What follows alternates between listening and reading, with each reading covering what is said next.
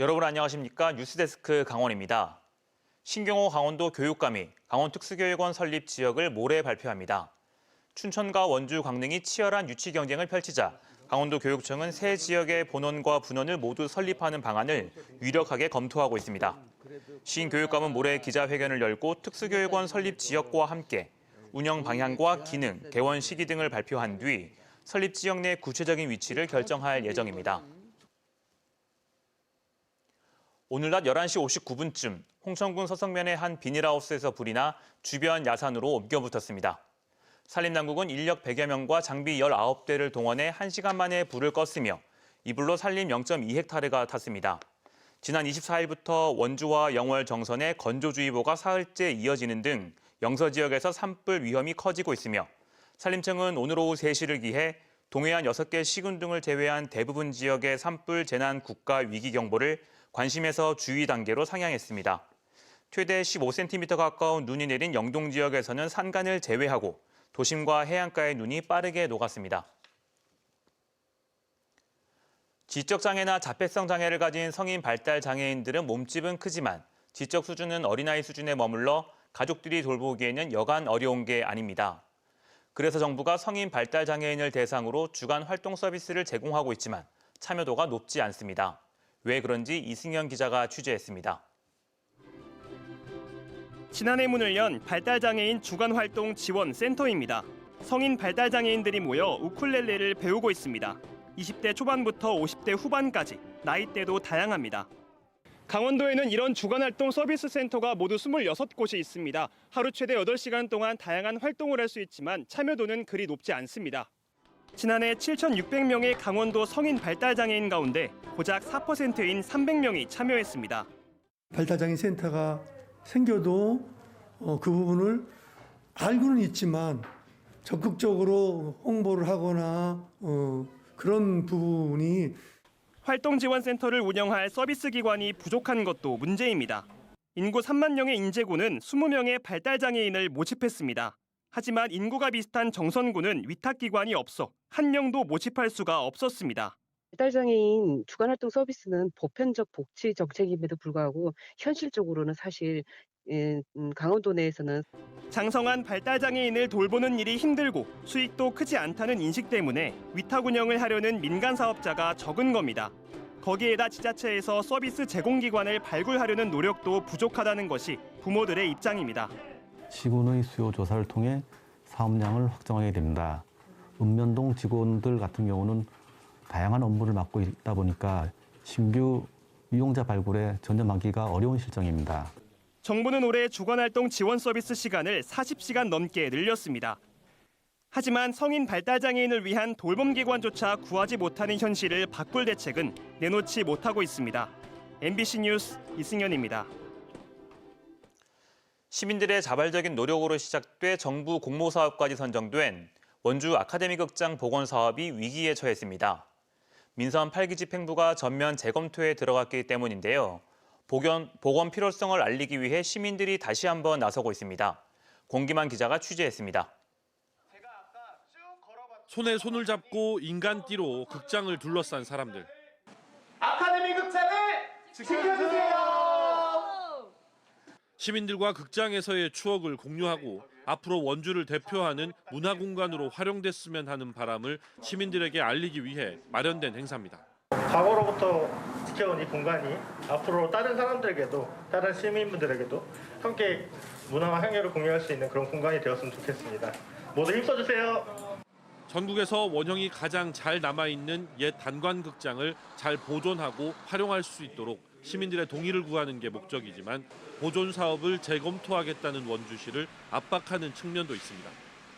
아카데미 극장 보존 사업은 시민들을 중심으로 모금 활동을 진행해 원주시의 부지 매입 결정을 이끌어냈고 문화체육관광부 공모에 선정되면서 국비까지 확보했지만 원주시가 민선 8기 출범 이후 재검토로 입장을 바꾸면서 중단될 상황에 처했기 때문입니다.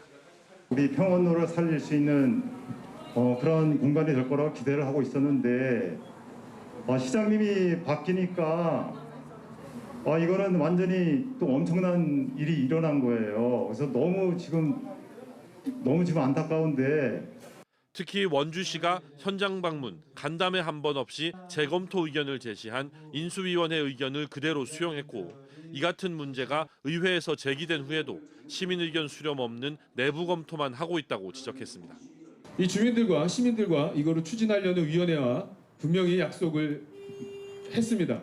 만나서 간담회를 하고 이거에 대한 절차를 시민들과 함께 결정하겠다는데 아직까지 한 발도 가지 않고 있습니다. 보존추진위원회는 원주시 조례에 명시된 시민 정책 토론을 청구하기 위해 시민 200명 서명운동에 돌입했습니다. 추진위원회는 인간띠로 극장을 둘러싸는 퍼포먼스를 매월 한 번씩 진행하는 것을 시작으로 아카데미 극장 복원 사업의 필요성을 원주시와 시민들에게 알리기 위해 다양한 활동을 이어나갈 계획입니다. MBC 뉴스 권기만입니다. 강원FC가 K리그1 개막전에서 승격팀 대전 하나시티즌에 0대2로 패했습니다. 오늘 대전 월드컵 경기장에서 열린 경기에서 강원은 전반전 대전 티아고와 레안드로 두 외국인 선수에게 잇따라 골을 내주며 올 시즌 첫 패배를 기록했습니다. 강원FC의 다음 경기는 춘천홈에서 다음 달 5일 열리는데 맞대결 상대는 지난 2012년 5월 이후 한 번도 이기지 못한 천적 울산 현대입니다. 지난 18일 횡성에서 발생한 육가공 공장 화재와 관련해 강원도가 피해 기업에 신속하고 실질적인 지원을 약속했습니다. 강원도는 지방투자촉진보조금 6억 6천만 원 유지, 투자 기간 연장 승인, 긴급 경영 안정자금 융자 지원, 일시 휴업에 따른 실업급여 신속 지원, 취득세 2년간 납부 유예 등을 지원할 방침입니다.